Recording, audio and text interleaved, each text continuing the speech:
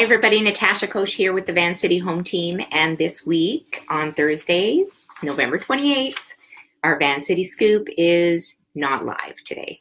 I'm actually at an appointment tonight, but I definitely didn't want to let you down, and I think that the information that I put together, you won't be sorry. So if you are a first-time buyer, especially you're going to want to know the 5 tips, or at least what I deem the 5 top tips that you'll want to know before you get out there and start thinking about buying a house. So number 1, top tip, draw a hard budget and stick to it. So budgeting isn't easy for most of us, never mind first-time buyers. But how you would start drawing up your budget is figure out what you pay for rent currently, or if you pay rent, maybe you're living at home, but maybe do a little bit of research on what rent is to see what you would be able to afford based on your income, what you pay for groceries, your bills, all that kind of stuff. Once you kind of have an idea of what your comfort zone is to spend monthly, take a look on a mortgage calculator. You can find one on my website or banking websites, or just Google mortgage calculator and start plugging in a few numbers and see what it comes out at. It usually gives you the opportunity to put in the purchase price. If you're going to, what kind of mortgage you're going to get, a 5-year mortgage. You can also Google the Bank Rate of Canada 5-year posted rate, and so you would punch in 2.5 or whatever the rate is for that day, in and around, because obviously you won't be buying today. So just get a general idea of what your monthly cost is going to be. 25-year amortization, you've got your interest rate. If you don't have a down payment but you're saving towards one, just punch in a number so that you can get the monthly amount basically to the comfort level that you feel you can afford based on what you make. A lot of times people go in and the very first step really is to talk to a mortgage broker.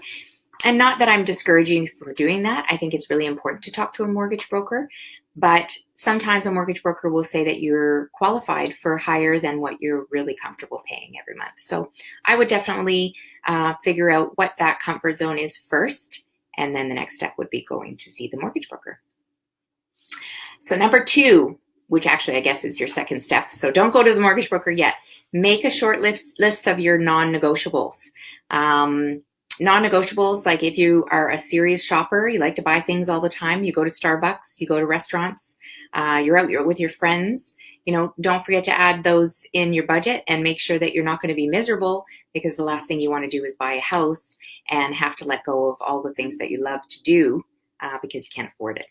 And also check out the areas. If you don't know where you want to live or where you want to buy, go see where you most frequent. Where's your gym? Do you like that gym? Would you rather be a part of another gym? Where do you go and meet your friends? You like going for walks in a certain area.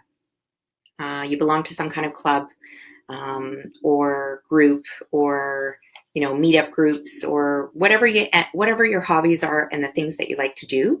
Generally, that's the area that people will want to look in to buy a home. So then you've narrowed down the location. So now we've got the comfort zone of what you want to buy or what you can spend, the area that you want to buy in, and then number 3 is to use an experienced realtor. So there's a lot of us out there.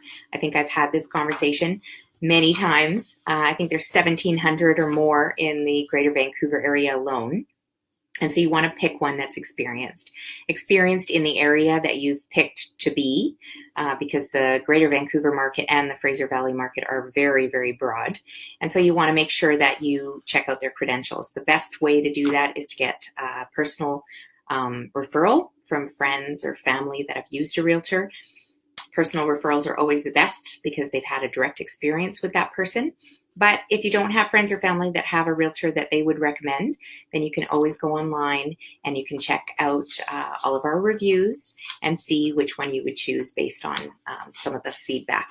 Where everything's reviewed nowadays, and we all rely on reviews in order to make decisions. So realtors aren't any different. Number 4.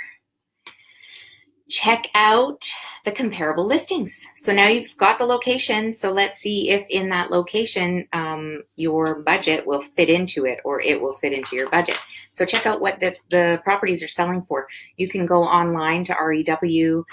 If you just Google the area, homes for sale in Burnaby, it will pull up all the homes for sale. You can type in your price point and search for them online. You can also get the app, which is realtor.ca. It's an amazing app. A lot of people don't even know about it. And you can put the app on your phone, and when you're standing in an area that you think, oh, I'd love to maybe live in this area, it has a GPS feature, which will pull up all of the new listings in the area, so you can kind of see what the price is. A lot of my clients don't even know about this app. It's an awesome one, so get it if you don't have it and you are thinking about looking. And number 5, ask your realtor what the expected closing costs are going to be. So now you've determined what you're going to pay or what you'd be comfortable paying. You've determined your location. You've determined what the price is in that specific location. And now you want to add in the extra costs. So there are extra costs, I'm afraid to tell you. There are closing costs. And during the process, there will be some extra costs for your building inspection, for your appraisal for the bank. And if it's a condo, there's going to be maintenance fees. So you want to make sure that when you're looking at listings online or with your realtor, that you calculate that into your monthly cost as well. At the end, where they transfer title into your name, there is a conveyancing fee. And so that's done by either a lawyer or a notary, and generally ranges between $800 and $1,500, depending on the transaction. So all of these costs accumulate really fast. I often tell my clients to save 2% of their price in extras. Extras including, buying new furniture. You're getting a new place. You want to maybe do a few things, put your own taste to it, paint it, whatever. 2% is a really good thing to start with. I also, going back just momentarily to the relationship with your realtor, every realtor should be giving you this document. It's very important because the rules have changed. So when you see a sign out there and a property's for sale, that agent that's got his or her name on the listing is the listing agent. So the listing agent is representing the seller, which is just fine. And you're more than welcome to contact them to go and view the property. But you do need to be aware that they're obviously acting for the seller, and it's always a really good time, good idea to get your own representation and to understand sort of the relationship between a realtor and a client and the fiduciary duty that we uphold. So hopefully you found those 5 top tips informative.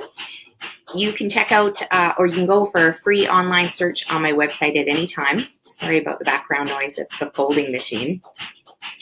My website is vancityhometeam.com, and you can register for free at any time if you want to check what's for sale, what kind of listings are for sale out there in certain areas.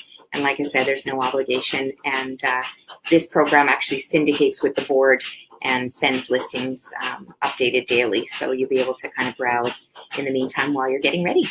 So we'll see you guys all next week with the Van City Scoop. Okay, bye guys.